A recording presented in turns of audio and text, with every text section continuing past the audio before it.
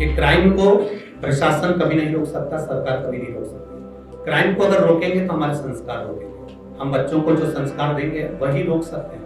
पर आने वाली जो पीढ़ी है उसको तो रोक सकते हैं, परंतु जो नवयुवक हैं उनको रोकने के लिए कहीं ना कहीं हमको वास्तवता है कि सत्संग और संकीर्तन की जरूरत है, उनको सही मार्ग की जरूरत है। आडंबर की नहीं कि आपको कहीं जादू टोना करना है या कोई विद्या करना, उस आडंबर की जरूरत आज की नवयुवक टीम को नहीं चाहिए।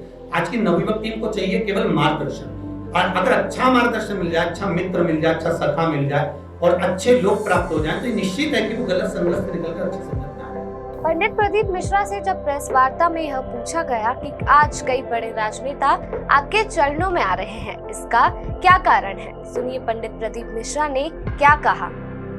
राजनीति किसी कथाकार के चरणों में या इस तरह तो नहीं है, पर धर्म में राजनीति और राजनीति में धर्म तो शुरू से चला है। दशरथ जी महाराज के समय पर भी गुरु साथ में बैठते थे, जनक जी के समय पर भी गुरु साथ में बैठते थे। तो ये तो एक निरंतर का भाव है कि कहीं ना कहीं किसी न किसी रूप में जहाँ धर्म है वहाँ राजनीति रहती है और राजनीति जो है वहाँ धर्म थोड़ा रहता है। तो ये तो क्रम सदा से चला आ रहा है। तो ऐसा नहीं कि राजनेता हो किसी कथा में नहीं पहुंचते या हमारी कथा में ज्यादा आ रहा है, ऐसा भी नहीं है। सभी कथाओं में लगभग जाते हैं और पूर्व में भी जो बड़े बड़े संत साधु गुरुजन रहे हैं उनके चरणों में भी जाके बैठे हैं। हम तो केवल उनकी रज हैं, तो उसके लाखों दीवाने बड़े से बड़े उसके चरणों में कंकड़ माटी से पड़े। परमात्मा के आगे कोई बड़ा छोटा नहीं होता, उसके सम्मुख में तो जब आप तिरुपति अगर गए होंगे तो तिरुमाला में 500 का भी एक कूपन मिलता है, 1000 का भी कूपन मिलता है, 10,000 का भी मिलता है और एक 50 रुपए का भी मिलता है और एक धर्म की लाइन भी लगती है। जब मंदिर के अंदर प्रवेश कराया जाता है तो 50 वाला, 100 वाला, 500 वाला और फ्री वाला सब एक हो जाता है उनके दरवाजे पर पहुंचते। उसी तरह परमात्मा के द्वार पर कोई बड़ा कोई छोटा नहीं होता।